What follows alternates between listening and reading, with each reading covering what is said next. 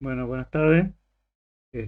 Vamos a empezar a ver el tema que nos toca desarrollar ahora es el de redes neuronales. Este, es uno de los temas que cuando ustedes ya vieron la demás técnica, esta es otra técnica que tienen que entender para poder aplicar o ver cuándo les conviene aplicar en cada caso. Así que ahora vamos a ver un poco la teoría, digamos. Está muy relacionada con lo que ustedes vieron en el análisis matemático, cuando veían el tema de las derivadas, las integrales, digamos, pero aplicada desde el punto de vista del ingeniero informático para que puedan desarrollar, para que puedan ver en qué momento les conviene aplicar redes neuronales. Y bueno, empecemos. Eh, Son un modelo inspirado en el funcionamiento del cerebro humano. Todos sabemos que un cerebro está compuesto por un conjunto de neuronas, pero intentamos simular esto a través de un conjunto de neuronas artificiales que están conectadas y transmiten señales entre sí, ¿no? Entonces, ¿por qué, eh, por qué queremos hacer esto? Porque procesa información imprecisa rápidamente, aprende instrucciones explícitas. O sea, si a uno de ustedes le dice, no sé, tiene que encender el micrófono o apagar el micrófono, ustedes entienden eso. Crea representaciones internas que le permiten, eh, representaciones que permiten desarrollar esas habilidades, ¿no? Y ustedes una decisión como, por ejemplo, abrir una puerta puede ser algo muy sencillo para ustedes, pero para programar puede ser muy complejo, digamos. Entonces, lo que intentamos es simular estas conexiones que hay, ¿no? Ya van a ver cuando empiezan a aplicar los operadores, pueden ser de una neurona o de muchas neuronas, según el operador que utilicen y según el problema que tengan. ¿Cuáles son las características de las redes neuronales? Procesan información proveniente del entorno en tiempo real, porque básicamente es lo que ustedes hacen, digamos. Entonces intentamos simular ese comportamiento, digamos. Tienen robustez y tolerancia a fallas. eh, Puede haber algo que le diga que esté mal, pero igual ustedes lo van a entender, digamos, al problema en sí. Hay una capacidad de adaptación al problema, hay un manejo de información que puede ser difusa, puede tener ruido, inconsistente, e igual van a llegar ustedes al resultado. Y como tienen muchas neuronas, también pueden hacer un procesamiento paralelo, ¿no? Que hoy en día, con el hecho de de que las computadoras pueden tener muchos procesadores, cada procesador muchos núcleos, se puede trabajar también en forma paralela. ¿Cuáles son los tipos de problemas que las redes neuronales pueden resolver? Son dos, en realidad son tres, como ya lo hemos visto. La predicción para hacer una función de mapeo y decir lo que está acá en línea negra, lo llegan a ver, es el precio real y lo que está en punto suspensivo es el pronóstico. Entonces ustedes deberían tratar de pronosticar ese resultado, ¿no? Ahora bien, esto lo van a ver con la práctica, pero para que ustedes puedan realizar un pronóstico, digamos, tienen que tener una cierta cantidad de registros para que el modelo aprenda, digamos. No le basta con que tengan 10 registros y con eso va a aprender, digamos. Tienen que tener varios miles de registros, inclusive si ustedes tienen millones de registros para que hagan el aprendizaje es mucho más eficiente el mismo. Puede utilizarse para estimación o clasificación, entonces para ver una salida continua o discreta, digamos, que, bueno, dirían por ejemplo el dólar, no sé, mañana va a estar a 927,50, ¿estamos? Es una variable continua. El ejemplo dice, para decir si un alumno va a aprobar una materia o no. ¿Cómo haría yo, por ejemplo, si quisiera hacer esto? ¿En qué dato me basaría para saber si un alumno puede aprobar la materia o no? ¿Me guiaría por qué dato? Por el nombre, por ejemplo, me podría guiar o no. Yo sé que todos los cosas son buenos y van a aprobar la materia. ¿O cuáles son los requisitos por los cuales yo me guiaría? Las notas, trabajo y asistencia.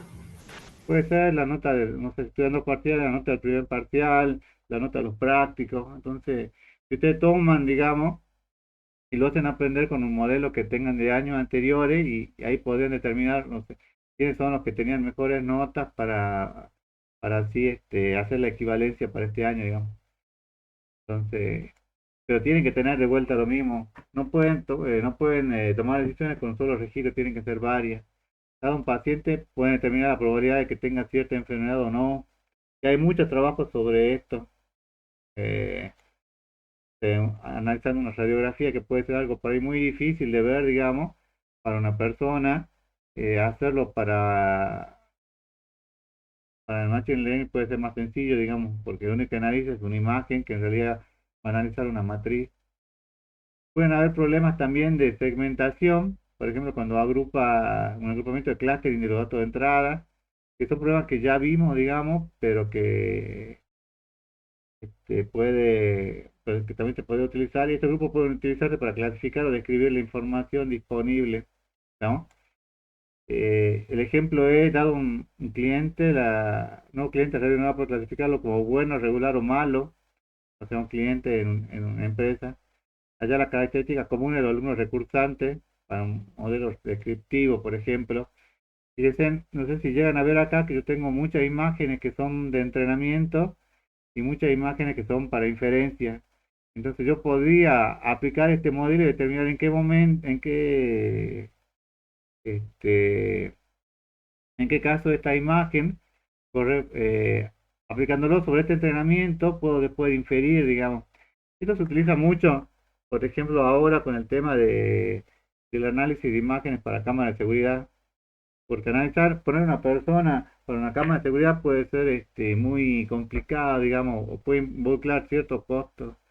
Mientras que si usted tuviera, no sé, 100 cámaras de seguridad, usted podría llegar a entrenar un modelo que detecte cuando hay movimiento, digamos, y detecte, en ese caso, que grabe el rostro humano, ¿estamos? Dándose cuenta, por ejemplo, de cuándo es un rostro humano, cuándo es, puede ser un perro, un gato, un animal, o puede no ser nada, digamos. Entonces, estos son los tres tipos de ejemplos donde generalmente se puede aplicar las redes neuronales para predicción, para perdón, son los dos, para predicción o para segmentación. ¿Estamos? Son los dos lugares donde generalmente se aplica. ¿Cuáles son entonces intentamos simular una neurona biológica y una artificial, digamos. Ustedes por cada una de las neuronas tienen entradas X sub I que representan las señales. ¿Está? Las señales son las que ustedes están recibiendo, por ejemplo, ahora cuando me están viendo a mí, o lo que están escuchando, digamos, cada una de esas señales, lo que ustedes escuchan, lo que ustedes eh, escuchan, lo que ustedes ven, son cada una de esas X1, X sub 2, X sub 3, son cada una de las señales de entrada y que son capturadas por las dendritas, así se llama. Entonces, en programación, o lo que van a ver, vamos a ver que ustedes tienen esta entrada y a la vez cada una de estas entradas tiene un peso, que es el W. Yo le aplico acá una función y obtengo una función resultado, ¿no? Entonces, dice, los pesos W sub i son la intensidad de la sinapsis que conecta dos neuronas, tanto X sub i como W sub i, y son valores reales. Entonces tengo que hacer alguna combinación con ellos. Y tita, o la función, es el umbral de la neurona que debe sobrepasarse para activarse. Dice, este proceso ocurre biológicamente en el cuerpo de la célula.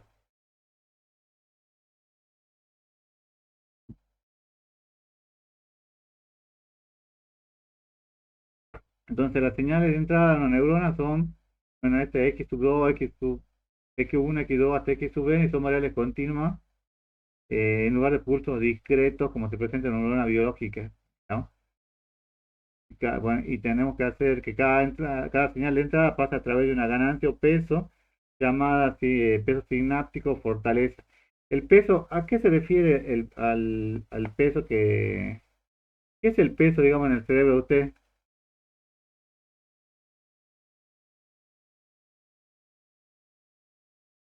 Porque el X sub i, el X sub e, el X sub 1 hasta el X sub n, en realidad son eh, todas las acciones todos los cambios, digamos, que se produjeron.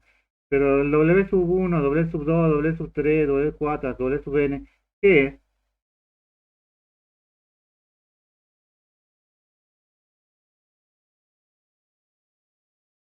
Claudia Cruz, ¿está?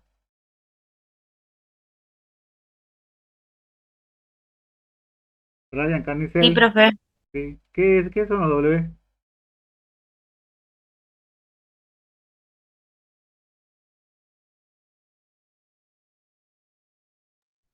¿Qué es lo que qué es lo que ustedes van guardando desde que van haciendo? Porque hay una diferencia entre un bebé y ustedes, digamos, cuando llegan ya a una edad adulta. ¿Qué es lo que guardan?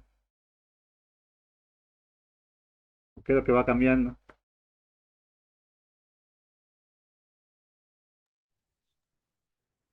Los recuerdos, la memoria, La el memoria, digamos, conocimiento. cada uno de estos W es la memoria que ustedes tienen, que según esta entrada se pueden modificar o no, digamos, pueden ser que ustedes reaccionen de una forma o no, digamos, dependiendo de estos pesos que ustedes tengan, ¿estamos? Y esos pesos, los que en realidad ustedes, cada vez que vienen a una clase, o cada vez que pasaron por la primaria, por la secundaria, cada vez que fueron a un curso, se pusieron de novio, se casaron, cada vez que pasó algo en su vida, esos pesos van cambiando, digamos. Entonces dice, no, sumatorio acumula todas las señales de entrada multiplicadas por los pesos ponderados y se las pasa a la salida a través de una función umbral o función de transferencia. La entrada neta a cada unidad puede escribirse de la siguiente manera. ¿Estamos? Entonces la función, bueno, la función neta es la sumatoria de las entradas por los pesos, bueno, la sumatoria de igual a 1 hasta n de toda la entrada por todos los pesos, lo cual, bueno, escrito es de x por w. ¿No? Esto es para que lleguen a este I, que en realidad es la decisión que ustedes van a tomar o van a realizar. Entonces, estos son los pesos que ustedes tienen, que será algo equivalente a las memorias que ustedes tienen. Y fíjense, en cada vez que reciben una entrada, se va a modificar, acá se realiza una sumatoria, se aplica una función y se hace una actividad que es diferente o de salida, que podría ser, no sé, apagar el micrófono, hablar, encender el micrófono, irse, es la salida que ustedes van a hacer, digamos. Cada neurona calcula su entrada neta como la sumatoria de x sub i por w sub i. Y el valor de salida único se obtiene como igual a la función neta. Bueno, esta es más que nada la introducción, digamos, de cuál es la idea de aplicar redes neuronales. Ahora, hay varias,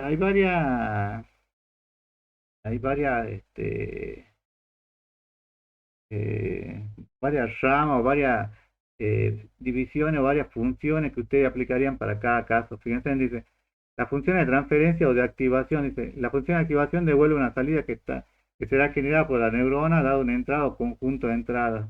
¿Estamos? Pueden ser funciones lineales o no lineales. Por ejemplo, una función que se utiliza es la función umbral, dice. La función umbral o escalón se usa cuando se quiere clasificar, cuando se tiene salidas categóricas. Por ejemplo, se puede usar para decidir si compró algo o no. En este caso, cuando es cero, ¿qué, qué significa? ¿Que compró o que no compró?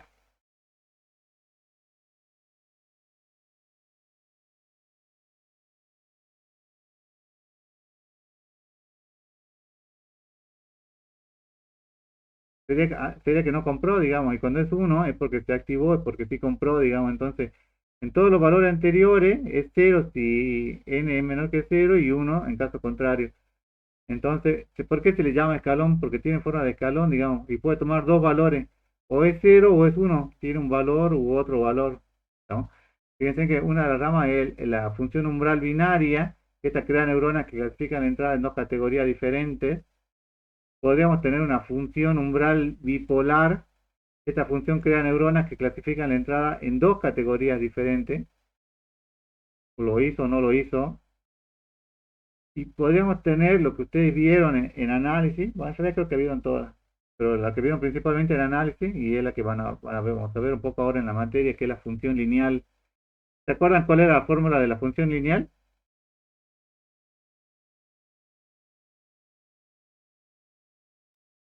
Es de la forma AX más B, ¿no? Este, fíjense que la función lineal dice permite la entrada que sea igual a la salida, por lo que si hay una red neuronal de varias capas, se aplica una función lineal que se dice que es una regresión lineal. ¿Recuerdan? No sé si recuerdan que cuando vimos del tema de la de los tipos de técnicas que se aplicaban, una de las más usadas, y una de las más usadas era la regresión lineal, digamos.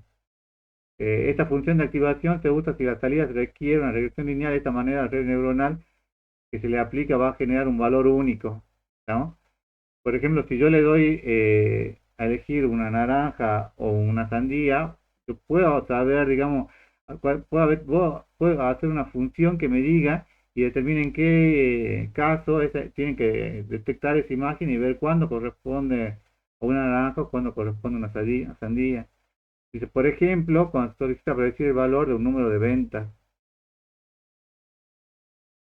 Bueno, la función sigmoide, dice, o función logística, ya se dan cuenta por qué función logística, dice, la salida está entre 0 y 1, por lo que es interpretada como una probabilidad. Dice, si se le evalúa la función con valor de entrada muy negativo, es decir, menores a 0, la función será siempre igual a 0, y si se evalúa en 0, la función dará 0,5, que es este valor que está acá en el medio, y en valores altos su valor es aproximadamente 1, ¿no? Y esa es la fórmula. Bueno, no se la utiliza mucho. Esta función sí es muy utilizada, digamos, por lo menos en los libros que ustedes lean con técnica de redes neuronales, sí se aplica mucho. Que es la ReLU. Fíjense en la ReLU, dice, es la más utilizada que permite el aprendizaje muy rápido en redes neuronales. A esta función se le da valores de entrada muy negativos. Si se le da valores de entrada muy negativos, el resultado siempre es 0, o sea que siempre es 0 acá. Pero si se le da valores positivos, queda igual, y además el gradiente de esa función será 0 en el segundo cuadrante y 1 en el siguiente cuadrante. ¿No? O sea, si llega acá es 1. Cuando se tiene que la función es igual a 0 y su derivada también, lo que se genera es una muerte de neuronas.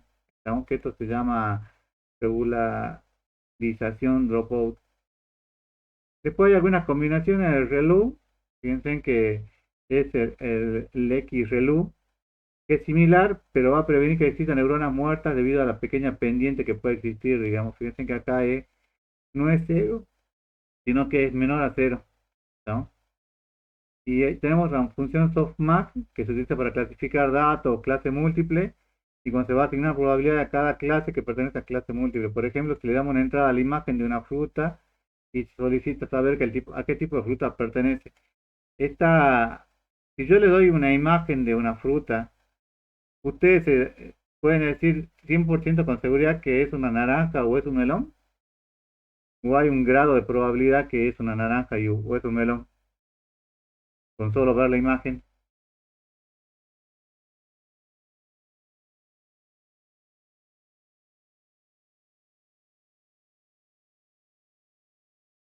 Esquivel María, Fátima Lino.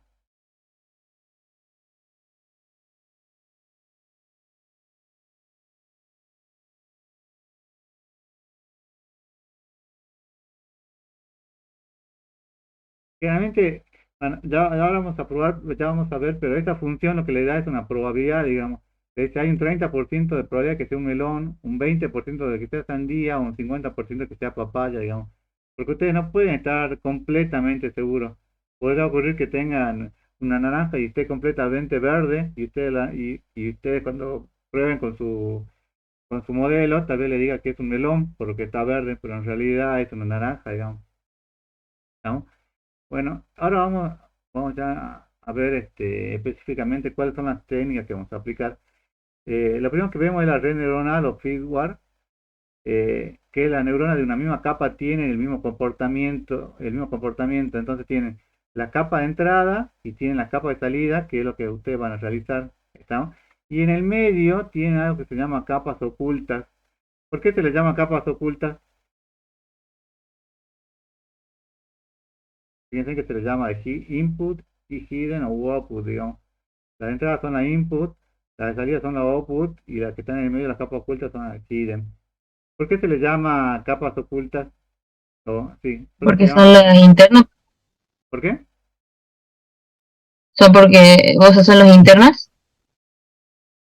Sí, porque en realidad vos ves la entrada, generalmente ves las salidas que hay, pero no ves todas las neuronas que están en el medio, digamos, que pueden tener muchas entradas y después vos podés tener varios niveles, digamos, de estas capas, pero vos no las ves, digamos. Vos solamente, generalmente, cuando ustedes cuando ahora van a ver algún ejemplo, lo único que modifican o que tocan, digamos, son las capas de entrada y las capas de salida, digamos. Pero las que son las capas internas, ustedes las necesitan más que nada para hacer el procesamiento, pero no saben específicamente cuántas bueno, ¿cuántas hay? Bueno, ahora sí van a saber, digamos, porque ustedes van a definir cuáles son la cantidad de capas ocultas, digamos, o neuronas ocultas que van a tener, digamos. ¿Y cuándo sería mejor? ¿Cuando tienen más neuronas en las capas ocultas o cuando tienen menos neuronas?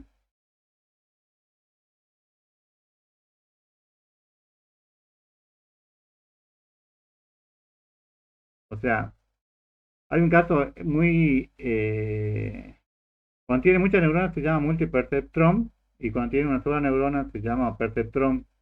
Entonces, ese caso en particular, cuando yo tengo una sola capa oculta, sería perceptrón, digamos que es el caso más sencillo que hay. A usted le conviene que haya muchas neuronas en la capa oculta. Pero ¿cuál es el problema, digamos? Que el procesamiento va a demorar mucho más y el aprendizaje va a ser mucho más lento, digamos. Entonces ahí tienen que hacer una combinación y ustedes le tienen que indicar cuántas neuronas van a tener en las capas ocultas con las cuales quieren trabajar, ¿no? Entonces fíjense, hay dos modelos, dos arquitecturas que son el perceptrón, que es una red neuronal formada por una única neurona y sirve para hacer una separación lineal de dos clases. Le sirve solamente para decir este es una naranja o este es una sandía y no más, digamos. O este es un hombre o esta es una mujer, digamos, pero no pueden hacer mucha más diferencia. En cambio, Multiperceptron tiene una estructura organizada en capas, como lo ven acá, digamos. Utiliza el método backpropagation como estrategia de entrenamiento y puede usarse como predicción y clasificación, ¿no? Ya vimos hace un momento que era la predicción a que ustedes determinen cuál puede ser el posible valor y la clasificación que les ayuda a determinar cómo se podría clasificar, digamos, algún problema en particular. Fíjense, el perceptron, esto es lo que les decía con la función, la separación lineal de clases. Acá tienen, por ejemplo, los que son círculos y los que son cruces, y tiene una función lineal, una función discriminante que le permite separar cuáles son círculos de cuáles son puntos, cuáles son cruces, ¿no? Es fácil de ver acá. Fíjense, en el perceptrón dice es una red neuronal formada por una única neurona. Representa una función lineal discriminante que separa linealmente los ejemplos de dos clases.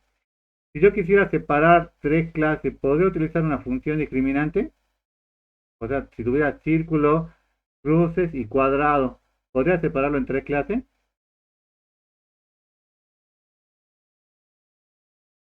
¿Se puede hacer o no? No, no, No se puede hacer.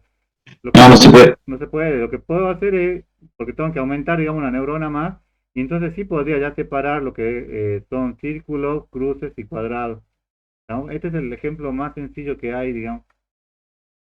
Fíjense que trabaja con las entradas y con los pesos, y acá determina, esta sería como una función escalón, puede ser uno o puede ser cero, digamos, ¿no? O es una naranja, o es un melón, o es un hombre, o es una mujer, trata de discriminar, digamos. En consecuencia, la función que aplicaríamos es esta función, digamos, x sub i k w sub i, y esta es una función derivable, digamos. ¿Por qué utilizan el concepto de derivada? Porque, bueno, ahora lo vamos a ver, digamos, pero ¿se acuerdan más que nada cuando hacían las integrales, digamos, en análisis matemático uno 2 cuando ustedes la cursaban, que ustedes tenían una imagen que era muy difícil de poder calcular la superficie, porque no era un cuadrado perfecto, no era un triángulo perfecto, entonces no tienen una fórmula específica para aplicar, sino que tenían una fórmula muy distinta, como por ejemplo podría ser, no sé, la imagen de un perro, y es algo muy, ¿cómo calculan la superficie de un perro? No se puede hacer, digamos, utilizando las funciones que ustedes vieron no sé, cuando estaban en la primaria, digamos, sino que tienen que utilizar funciones que son las integrales, digamos, para ir separando cada pequeña partecita de la imagen e ir determinando cuál es la imagen que corresponde, digamos. Ahora van a ver algún ejemplo bien puntual, digamos. Una sola neurona no puede resolver el problema SOR, digamos. El problema SOR es porque no es linealmente separable. ¿Cómo haría yo si yo quiero separar acá los dos puntos rojos de los dos puntos azules? ¿Se puede realizar con una sola neurona?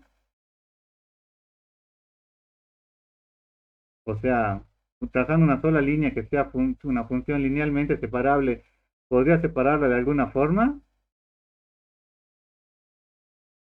¿Ustedes qué dicen?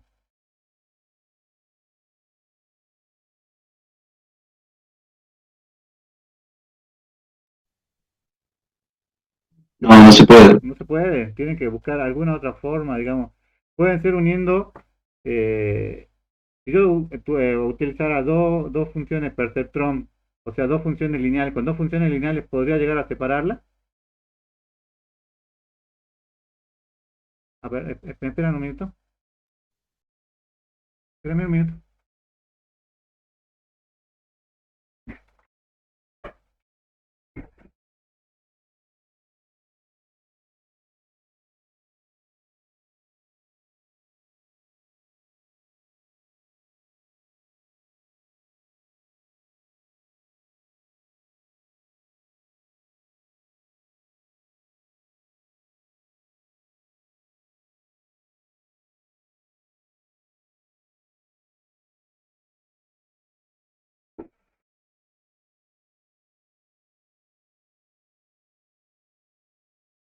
Disculpe, justo me estaban hablando. ¿Se puede separar con dos funciones lineales? Para este ejemplo, chicos,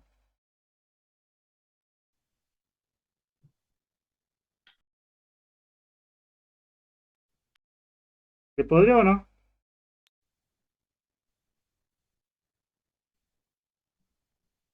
Sí, profe, con dos rectas sí. Con dos rectas sí.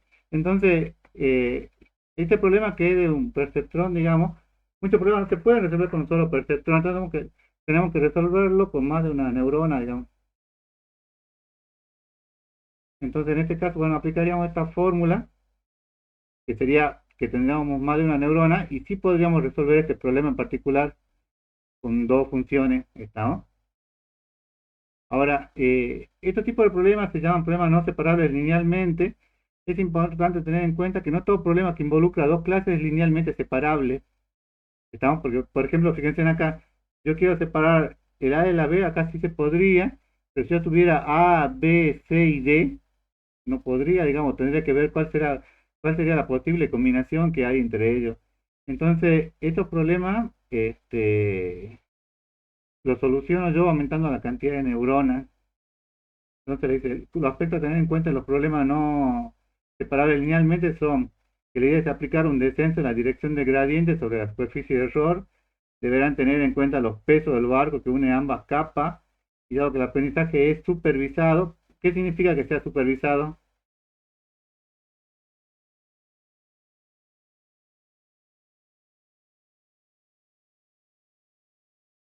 ¿Qué significaba? ¿Se acuerdan qué significa que sea supervisado?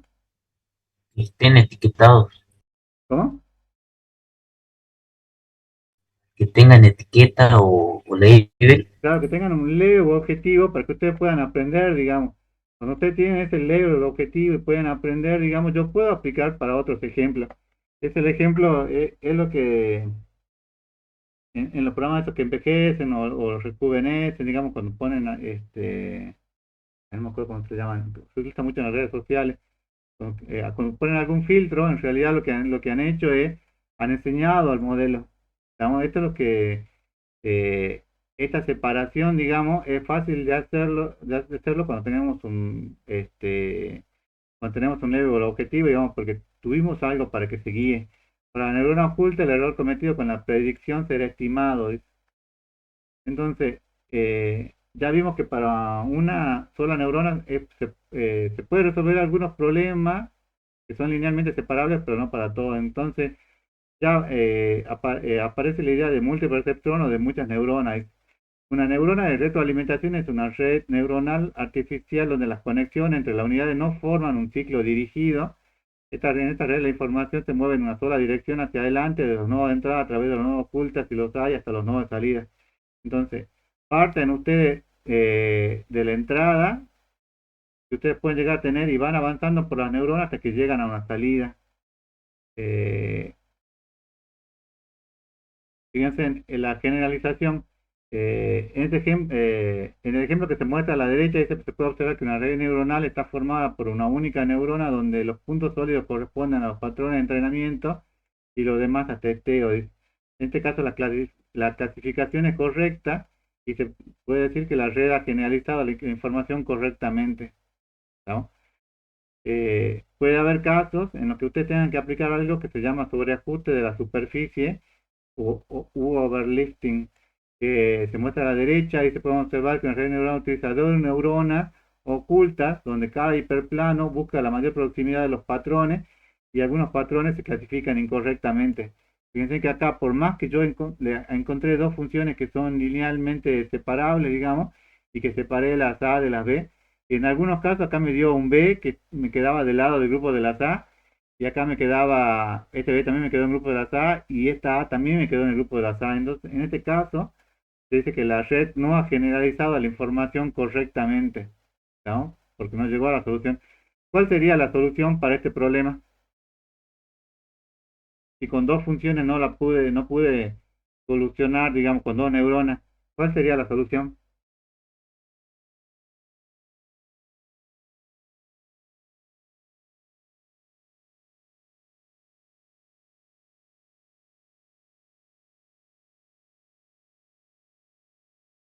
Flores, Daniel, Gustavo Villarrubia.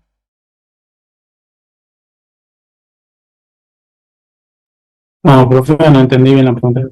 Acá tenemos una función donde no es linealmente separable.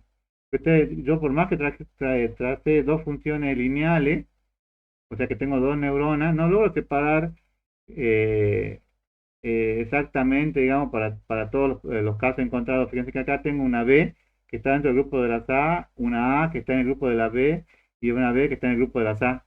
Entonces, ¿cuál sería la solución para este problema?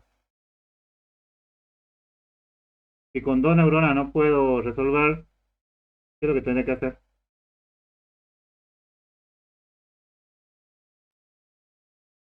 Tendría que aumentar la cantidad de neuronas, porque si yo aumento la cantidad de neuronas, ¿no?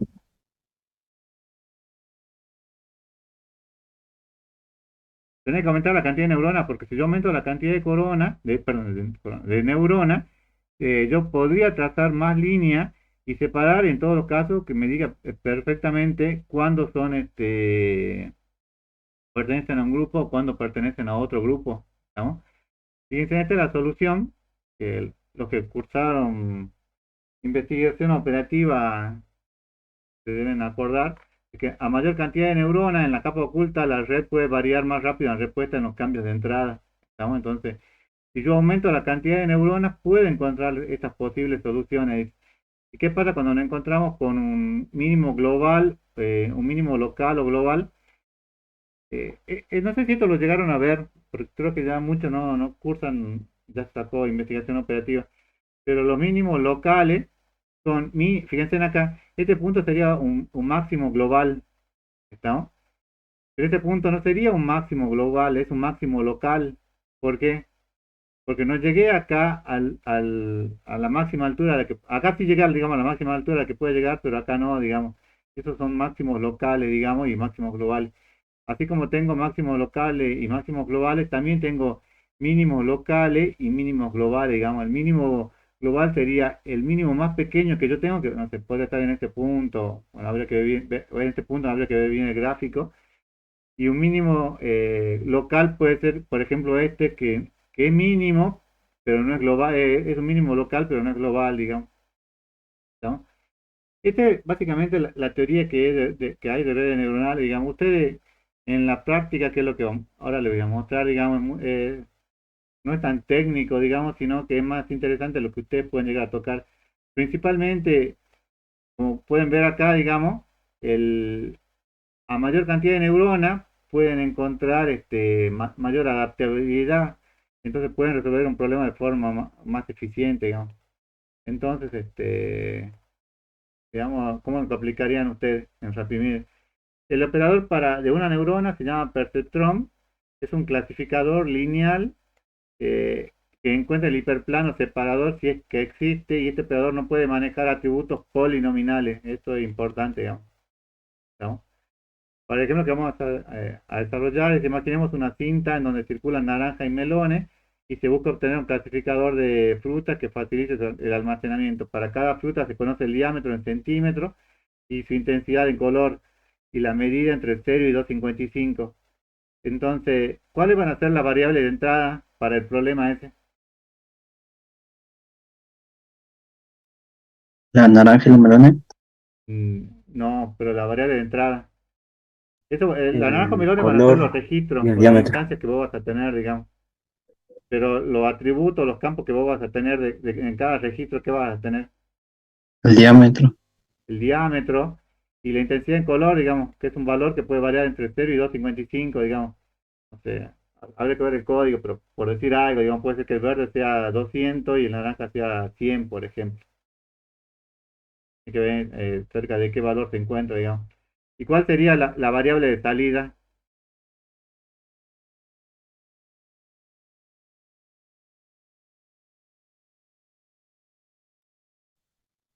¿Para qué lo van a entrenar? Para que me determine qué cosa. Si es naranja o si es melón. Si es naranja o si es melón. ¿Y ustedes necesitan algún ejemplo para algún objetivo para el cual ustedes puedan entrenar eso o no le hace falta? O sea, ¿va a ser un aprendizaje supervisado o no va a ser supervisado?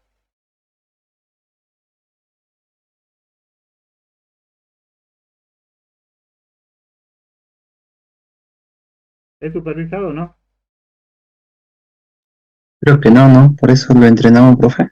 No, pero tiene que ser supervisado. La idea es que yo le dé una cierta cantidad de registros y ustedes le enseñan al modelo para que aprendan a diferenciar cuándo es una naranja o cuándo es un melón. Entonces después aplican sobre el otro conjunto de registros y determinan, digamos. Ustedes deben haber visto, por ejemplo, los filtros que hay en las redes sociales, ¿o no? No sé, el filtro ese que, por ejemplo, lo rejuvenece, pone una imagen de ustedes y, no sé, les quita 10 años o 15 años, ¿lo vieron o no? Bueno, esos filtros en realidad es un modelo que aprendió, digamos. Entonces, lo que usted tiene que hacer es enseñarle al modelo. Pero para hacer eso, tiene que tener una cierta cantidad de registros para que ustedes puedan aplicar eso. Por eso se llama modelo supervisado. Fíjense para este ejemplo, tenemos el archivo XLS, que sería frutas train o de entrenamiento. Le aplicamos el perceptron. Fíjense que tenemos dos archivos en realidad, frutas train y frutas test. Aplicamos el modelo y vemos cuál es la performance que tiene. Este ROM, ¿qué es el parámetro ese? ROM en castellano, pues, ¿qué sería? Ruedas o iteración. Claro, es la cantidad de iteraciones. ¿Cuándo van a aprender ustedes más? ¿Cuando tiene muchas iteraciones o cuando tiene pocas iteraciones? Cuando tenga muchos. Cuando tenga muchas, pero lo que pasa es que si yo acá le pusiera 1 millón de iteraciones, seguramente el modelo va a ser perfecto, pero no terminaría nunca, ¿no? Y acá viene la tasa de aprendizaje, ¿no? También tienen que jugar con la tasa de aprendizaje y ver qué tan rápido quiere que aprendan, digamos. Entonces este valor va a variar, digamos, va a ir un valor pequeño, un valor más grande, pero bueno, tienen que probar esto con el problema que tienen y con el equipo que tienen, digamos. Entonces, descargamos nuestro archivo. Fíjense, tiene el diámetro y el color, que estas serían las variables de entrada o atributos de entrada, y tienen la clase que sería el atributo de salida, ¿no? Tienen ¿y la clase qué sería?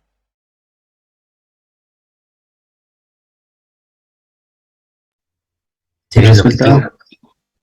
Claro, sería el label o el objetivo. Entonces yo acá podría tomar 20 ejemplos y enseñarle cuándo es una naranja o es un melón y después aplicarlo sobre otro ejemplo que no puede tener o no, digamos, y así saber si, si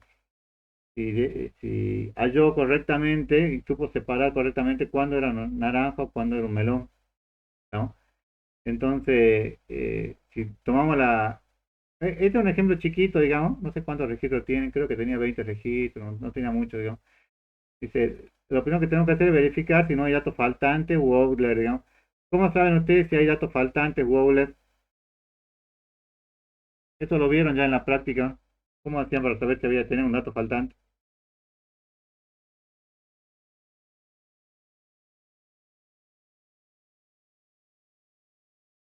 No tengo que preguntar a la ingeniera Rodríguez, porque yo no hacían un Ahí diagrama. decía, ¿Ah? profe, cuando ejecutábamos, ahí decían, aparte de la...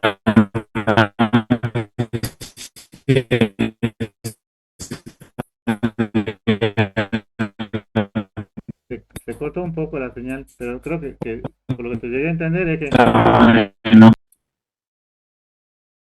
digamos, hay varias formas, digamos, una de las formas es cuando ustedes veían en los atributos y veían si eliminamos o no los atributos faltantes o no, digamos, podían separar, digamos, cuál era un atributo faltante. También podían hacerlo gráficamente, hacer un diagrama de caja y bigote y ver cuáles son los que quedaban afuera, digamos, los cuartiles. Hay varias formas, digamos. Fíjense acá yo hago un diagrama de barra y determino cuáles son naranjas y cuáles son melón. En este caso tengo 8 ejemplos que son naranja y 8 que son melón. Y esta sería si yo hiciera un diagrama de dispersión. Fíjense en este diagrama de dispersión donde tienen los puntos y los azules corresponden a naranja y los verdes corresponden a melones. Puedo yo acá, esta línea que está acá no le da el sistema, ¿no? Pero yo podría trazar una línea para separar cuáles son las naranjas de los melones,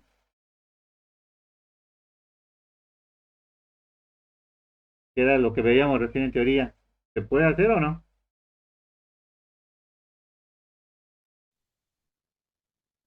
Sí, sí Esta, se puede.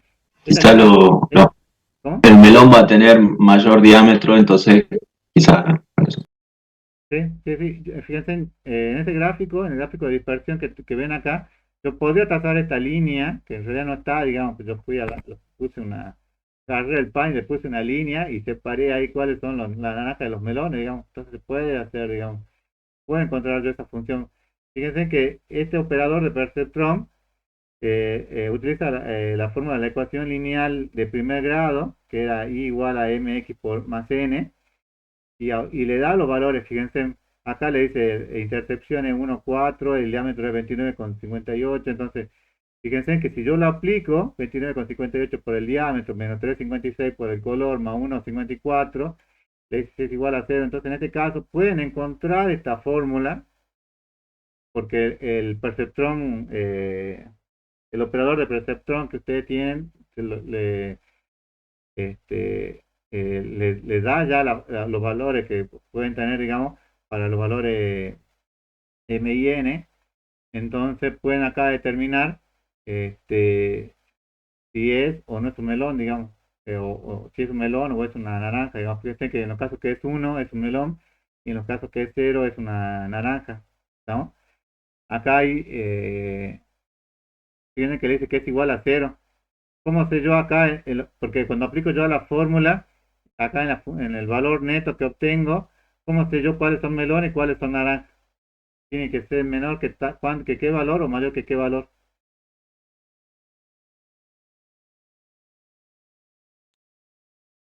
Tiene que ser negativo para ser naranja, profe. Claro, tiene que ser negativo para ser naranja. Aplicando la fórmula que me da el operador, fíjense que siempre que sea negativo es una naranja y siempre que sea positivo es un melón, ¿no? Bueno, pero no siempre se puede hacer eso, como ya vimos. En casos así muy sencillos, sí pueden determinar, sí pueden hacer una pequeña separación. Dice, lo anterior coincide con la exactitud del modelo operador. Si aplicamos el performance, que es el que ya vimos en las clases pasadas y que seguramente ustedes ya lo vieron en la práctica, y dicen que acá siempre le daba 100%, ¿estamos? Y la exactitud del 100%. En el caso este otro ejemplo del operador perceptron, dice, hacemos otro ejemplo del archivo este que vimos para la regla de clasificación. Entonces aplicamos el ejemplo para saber si tenían que aplicar la droga I o no aplicar la droga I, que era el ejemplo. Teníamos nuestro archivo de drogas, generamos atributos, cambiamos el rol de los atributos, creo que en este caso era para definir cuál era el que era level. Seleccionábamos los atributos, pasábamos de nominal a numérico, para que trabaje el operador. Hacíamos una división de los datos, una parte era para el perceptrón y otra parte para aplicar el modelo y sacar la performance. Entonces, eh, fíjense, leemos el archivo del Excel, que era droga 5. Vemos que no hay ningún campo que esté definido como level. ¿Cuál es el campo que era level acá? la edad, el sexo, la presión arterial, el colesterol, el calcio era el NA, o la droga. ¿Cuál es el label para este problema?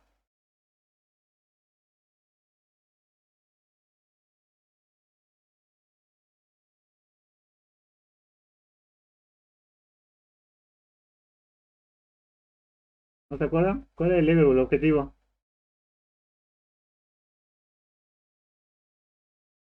El tipo de droga.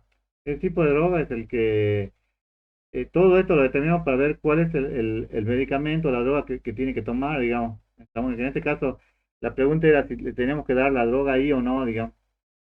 Entonces generamos atributos, fíjense, generamos un atributo que sea droga, que si droga es igual a droga ahí, le ponemos droga ahí, y si no, le ponemos otra. ¿Estamos? Entonces todo lo que son droga ahí, lo dejamos como droga ahí, y a todas las demás la dejamos como otra. Entonces generamos ese atributo. Luego establecemos el rol, que acá en este caso lo definimos como label a ese atributo droga. Seleccionamos los atributos, fíjense que acá seleccionó todo menos droga. E hice una división de los valores, ¿se acuerdan que lo dividía? Y luego que lo dividía aplicaba el operador nominal a numérico, que convertía todos los atributos nominales a numérico, excepto el label, y esto era importante porque el operador perceptrón trabaja solo con atributos numéricos, si no, no lo va a poder hacer. E insertamos el split data para decirle que el 80% va a ser para entrenamiento y el 20% para aplicar el modelo, ¿no? Esto ya lo habían hecho ustedes. Por último, dice, vemos cuáles son los resultados que obtenemos. Fíjense acá la exactitud que obtuvo el perceptrón de cuánto es.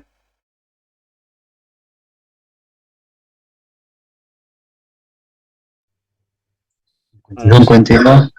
¿Cuánto? ¿Cuánto, perdón? 52,5. 52,5. ¿Y eso es poco o es mucho? ¿Es bueno o es malo? Es Es poco. pésimo, profe. Es malo, entonces usted tiene que poder trabajar eso. Ahora, fíjense, esa tabla nos está indicando que de los 200 registros que teníamos, la tasa original, el perceptrón aplica el modelo del 20%, restante, tenemos 40 registros, y que de los 39 casos restantes solo predijo otra en 21 casos, o sea, casi solamente la mitad de los casos pudo predecir correctamente. Entonces, ¿cómo podemos mejorar el modelo? Y hay varias técnicas para mejorar.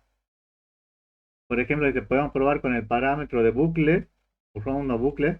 Entonces, en vez de tener 3, si pasamos de 3 a 1000, ¿eso qué va a hacer? ¿Va a mejorar o a empeorar? Va a mejorar, profe. A mejorar, pero también pone más lento la, el aprendizaje del modelo. Fíjense que acá teníamos de 55, pasó a 60, digamos. Entonces, mejoró, digamos. Pero ¿mejoró mucho o no? ¿O mejoró un poco? Piensen porque este tipo de preguntas son las que ustedes después en la práctica y cuando hagan el parcial se tienen que plantear, digamos. Tienen que plantear modelos que el nivel de exactitud sea una exactitud aceptable, digamos, que sea buena, ¿no? Entonces, ¿Y de cuánto es la exactitud, bueno, profe? y depende del problema, ¿no? Nosotros, por ejemplo, para comparación de texto, con que hayamos estado arriba del 80%, nosotros estábamos en la gloria, digamos. Es más, en algunos casos hemos tenido que contratar un servidor de Amazon para poder, para obtener un nivel de exactitud mejor, digamos, porque con una máquina común, no sé, en un aprendizaje de un texto común, digamos, que no era un texto grande, supongo que era, no sé, un capítulo, que en un capítulo de un libro no es grande, digamos que puede tener 10 páginas, 20 páginas, demoraba 2 semanas, imagínense, y lo poníamos en mi computadora, que era una i7, y la computadora tenía que estar las 2 semanas prendida y rogar que esa no nos corte la luz y que no se nos corte el modelo en el medio. Y era mucho más fácil contratar, no sé, un servidor de Amazon que lo poníamos 15 minutos, es cierto, pagábamos un dinerillo ahí, pero teníamos el resultado. Entonces, depende del problema. Los problemas que son de análisis de texto principalmente requieren un gran procesamiento, porque imagínense una gran nube de palabras contra otra nube de palabras y la comparación puede ser muy pesada, digamos, por así decirlo. Lo digo, yo creo que arriba del 80 o 90%, si ustedes en el parcial obtienen algo arriba del 90%, que obtienen que sea 92 o sea 94, se pueden considerar felices, ¿no? Ahora, si en el parcial ustedes tienen un, no sé, un 20%, un 30%, es muy probable que desaprueben, ¿no? Porque no han entendido de que la exactitud es lo que ustedes buscan con el tema del análisis de datos, digamos, que sea lo más preciso posible. Fíjense acá, de 1000 pasó a 10.000 y obtuvo un 65%, o sea que va mejorando. Pero no siempre aumentando la cantidad de bucles mejora, digamos. Bueno, así podríamos continuar para una mayor exactitud, pero hay que tener cuidado porque cada vez que aumentamos la cantidad de bucles también aumenta el tiempo de aprendizaje. Pueden utilizar una combinación con otros operadores, por ejemplo, lo que pueden hacer y que sería mucho más eficiente sería normalizar. Normalizar, ¿se acuerdan qué es normalizar o no? Esto lo vimos. ¿Qué hacía el operador de normalización?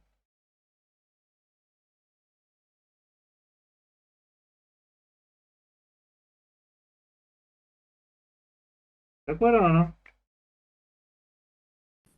Ponía los valores entre 0 y 1, profe. ¿Así era? Sí, lo ponían en un rango que sea estándar, digamos, que en realidad no eran los valores reales, digamos, pero era un valor que después cuando ustedes aplicaban otros operadores, como en este caso el de perceptron, o AR, o lo que fuera, digamos, obtenían mucho mejores resultados. Entonces podrían hacer una normalización, que sí podría ser entre 0 y 1, tendría que ver el valor. Pero fíjense que yo acá, cuando lo convertí en nominal a numérico, hice una normalización, recién hizo la división, también tenía 100 bucles, el nivel de la tasa de aprendizaje, ese parámetro también podrían jugar ustedes, para una tasa mayor, digamos, y demora más. Fíjense que en este caso llegó a un 100% de exactitud, o sea que no tuvieron que tocar mucho, no tuvieron que hacer una gran cantidad de bucles, lo cual sí puede ayudar a mejorar, sino que aplicando en combinación con otros operadores pueden llegar a encontrar muchos mejores resultados, ¿no? Habíamos visto que los tipos de neuronas podían ser perceptrón, que el perceptrón, ¿cuántas neuronas tenía?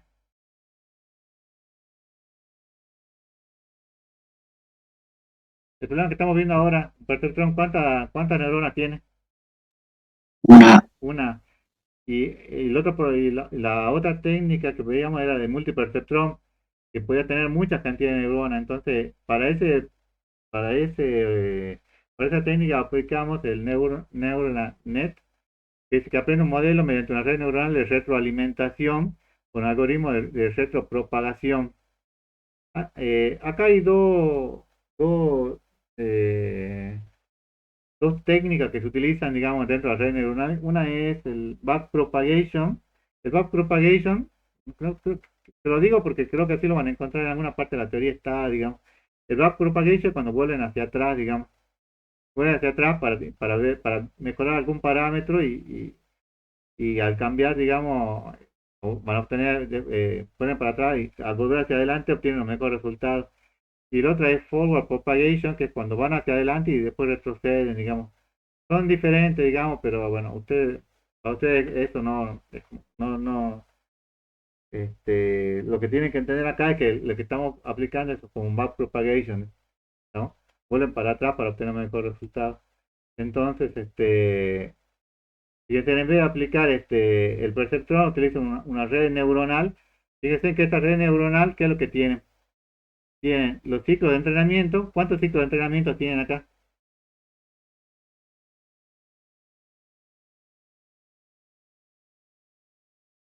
¿Cuántos bucles van a tener? 500, 500. ¿Es mucho o es poco? es mucho.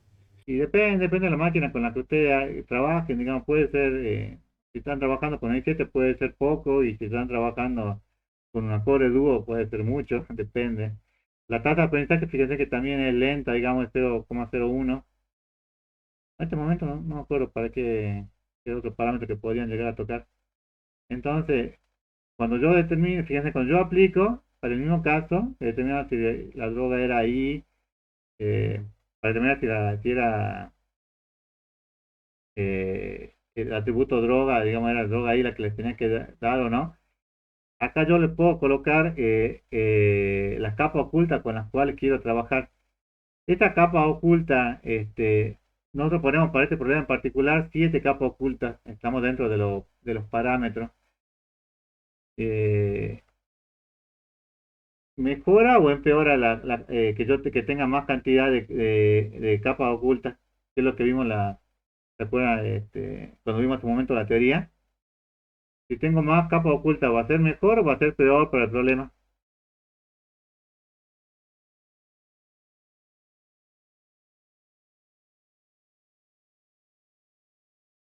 ¿Es mejor o peor, chicos?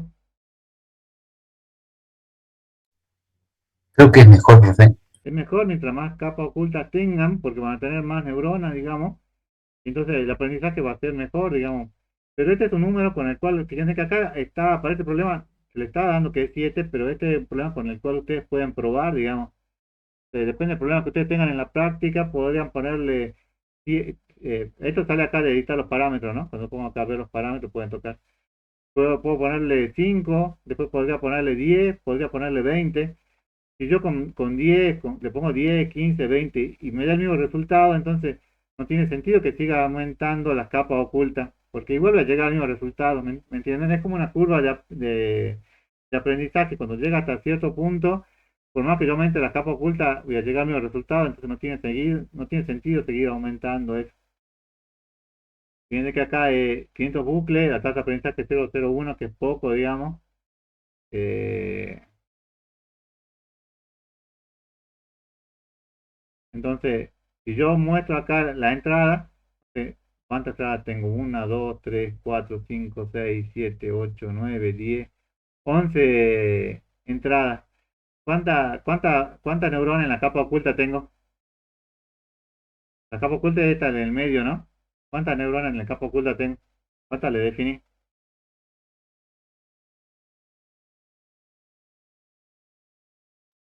8, profe. ¿8? 2, 3, 4. Bueno, en realidad es 7 y acá hay uno que es para back propagation. Y fíjense que en la de salida son 4 o 5 posibles salidas, que serían las posibles acciones que yo podría llegar a determinar, ¿no? Entonces, fíjense que para este problema, y se podemos observar que para este modelo hemos tomado un 100% de precisión y ha detectado correctamente la información de las 5 drogas. O sea, no detectó solamente para una droga, como era la droga I que veíamos con el perceptrón hace un momento, sino que hizo para los 5 tipos de drogas, cuando era droga I, droga C, droga X, droga A o droga B. Y para todos los casos lo detectó correctamente, ¿no? Este problema ustedes lo podrían agarrar y podrían decir, bueno, ¿qué pasa si en vez de ser 7 neuronas en la capa oculta, coloco 3 neuronas? ¿Van a llegar acá al 100%?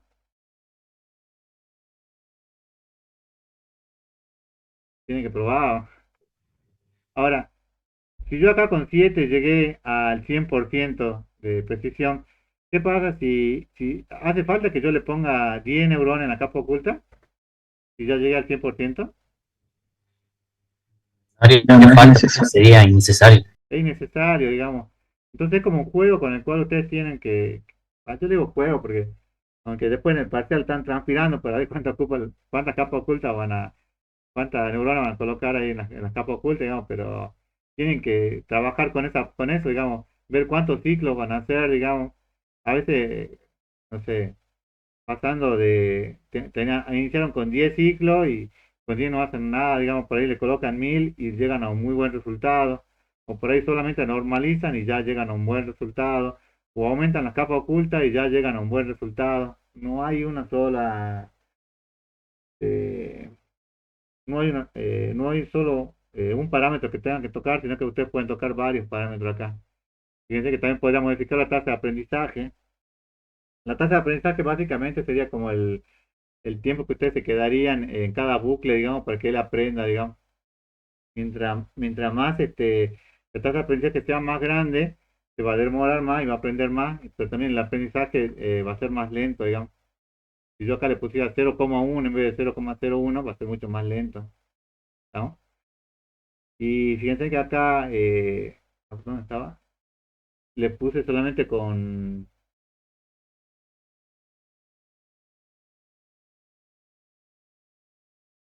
Bueno, eso no. Bueno, fíjense que le da el resultado ahí y ustedes ahí pueden trabajar, ¿no? Pregunta. Igual, esto en la práctica no es tan, en la teoría no es tan, a veces un poco complicado de entender, digamos, por el tema de que utilizan los mismos conceptos que utilizaban cuando tenían que hacer, dibujar una imagen, ¿se acuerdan de la imagen de un perro? No sé, yo me acuerdo que mi profesor de análisis 2 nos hacía dibujar, por ejemplo, cuál es la sombra que da una rueda a las 3 de la tarde, con tal grado de inclinación. ¿Cómo hacían para calcular eso, digamos? Y no se podía hacer manualmente, digamos, no podían agarrar, no sé, la fórmula del círculo y que le dé, digamos, tienen que calcular, calcular con integrales, digamos. Utilizando esta misma teoría, ustedes pueden resolver cualquier tipo de problema, digamos. Lo que pasa es que acá esta teoría, digamos, que la veían en análisis, ahora la aplican, digamos, para ver esta teoría de gradiente, para resolver un problema de aprendizaje, cuando les conviene aplicar algún tipo de función que se sea de tipo escalón o sigmoidal o la que les convenga en este caso en particular. Pero tienen que practicarlo, digamos. Inclusive ya van a ver que en la práctica hay operadores en los cuales ustedes pueden probar con los árboles, pueden probar con las redes neuronales, pueden probar con algún otro operador y van comparando cuál es el que le va dando mejor exactitud, digamos. Y van jugando con eso y modificando por ahí los parámetros para llegar a una exactitud que sea aceptable, digamos.